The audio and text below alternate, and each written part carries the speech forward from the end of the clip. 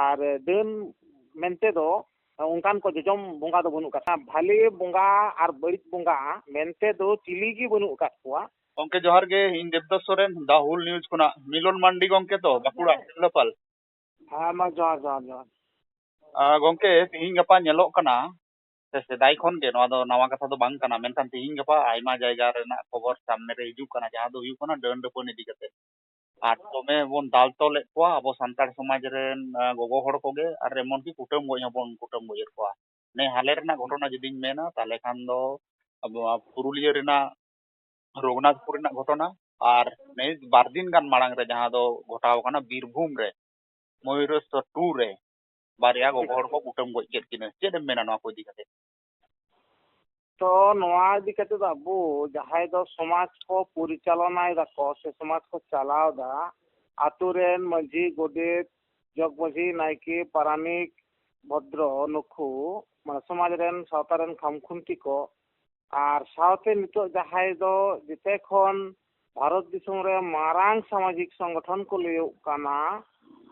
से अबो बाडाया से अबो होना रेन अंशीदार काना बोन भारत जाकात मंझी पारगाना महल तो नवा महल रेन पीड़ मुलुक तोलाट जिला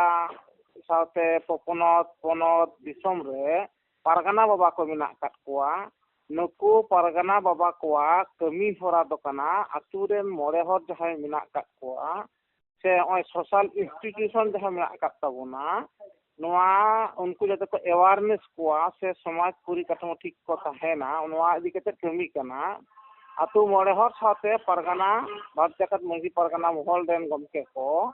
नवा रेन सुसेलिया को और पारगाना को से जहां तिने को मिना काट को परिचालक रे तो नुकुआं कमी केना समाज ठीक सिक ताहे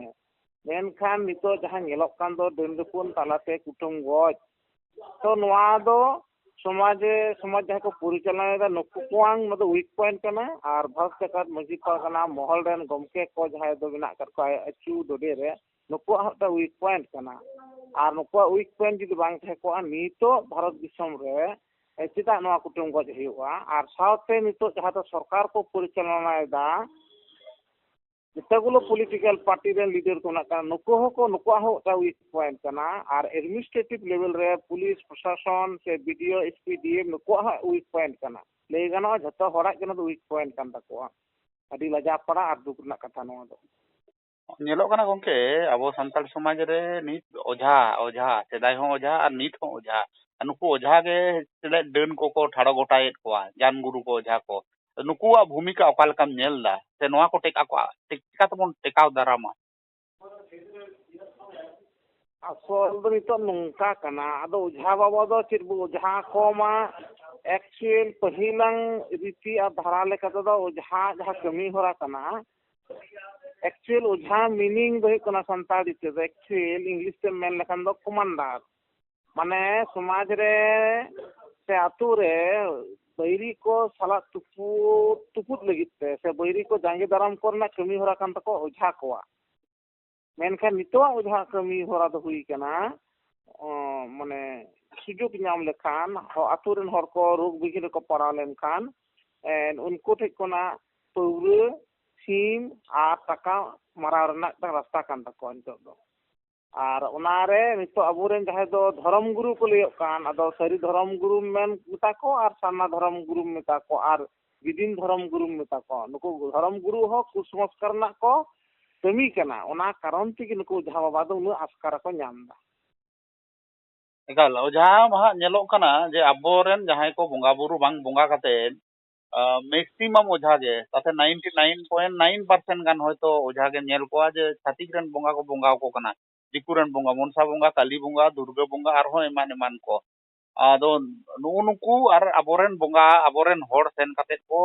ओनेन का को दोषीयेत कोआ नुकु काल का तबन टेकाव दाराम को से नुकु दो नोंका के को बड़ी अर्थम को पसनावा नवा दो नितो नोंका कना भारत जाकात मंझी पारगाना महल रेन जहां दो अचू डोडे रे मेना काट कोआ पीर खन दिसम हबी नुकु को सावते जहां तिना गान अबो धर्म गुरु मेना काट कोआ से धर्म ना कथा को लेदा सरी धर्म ना कथा को लेदा से साना धर्म ना कथा को लेदा नुकु को अवेयरनेस ना दरकार मेना अकदा और साउते नितो एजुकेशन सिस्टम रे जहां को मता तो प्रशासन को माने एडमिनिस्ट्रेटिव लेवल रेन कमके को सला दुरुप कते अब समाज परिकाठामो से सामाजिक संगठन को विशेष करे अब संतार समाज रेन जहां दो मेना को सुसुरिये से चुडुडी रेन गमके को नुकु को अब बुझ दरकार कना जे नुकु दो अब धर्म रेन को बांग कना दुकुरेन बुंगा बुरु दो और उना कारण तेगे अब नितो समाज रे जहां दो बड़ी हिउ कना नोआ दो अदि बांग ठीक कना और देन मेनते दो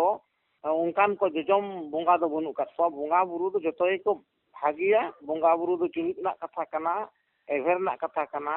दिल और दाड़ी सारसार ना कथा कना बुंगा बुरु तलाते मेनकान अबो दो बुआ समाज रे बुंगा बुरु माने देन गिया को जजम को नोंका लकते चिंता होबना हेज कना नोआ दो भूल गिया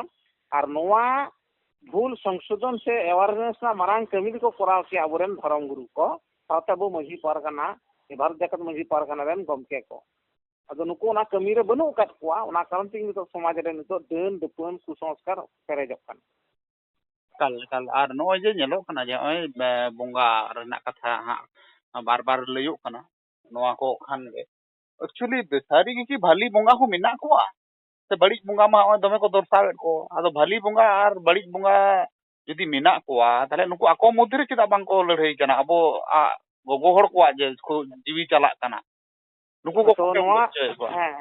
ठीक ठीक नोआ इदी कते नोंगा कना भाले बोंगा और बड़ी बोंगा मेनते दो चिली की बनु कत कोआ भाले बोंगा मेनते तो भाले उइहर भाले चिंता भावना से भाले फिलोसफी और बड़ी बोंगा मीनिंग दो बड़ी उइहर बड़ी चिंता भावना से बड़ी फिलोसफी अद होनवा चिंता ना बुझ कना अद अबो दो भाले फिलोसफी उइहर कते जदी बन दुरुप जारा अवेयरनेस अबोन उनागे भाले बोंगा और बड़ी उइहर कते जदी बन बोंगा बुरु आस बड़ी बोंगा बुरु नितुम कते बन बड़ी चिंता भावना कते दुरुप आबन अवेयरनेस अना दो बड़ी बोंगा एकाल एकाल तार माने बुझुक कना जे बोंगा दो आम बाय बंचाव दाड़ेमा निजे तेगे बंचा लगा मेया भाली बोंगा बड़ी बोंगा बोले दो कोनो जिनिस बनुआ मेनखान ओ नोआ कुसंस्कार होते तेगे अबोरेन होड़ अबो तेगे बन कुटम गोयेत कोआ नोआ अडी दुख रेना और अडी हाहाड़ा रेना कथा अडी अडी सरहाव गोंके दा हुल न्यूज रे नुन घड़ी समय एम होते ते इन कष्ट से मा एनखान जोहार गे जोहार जोहार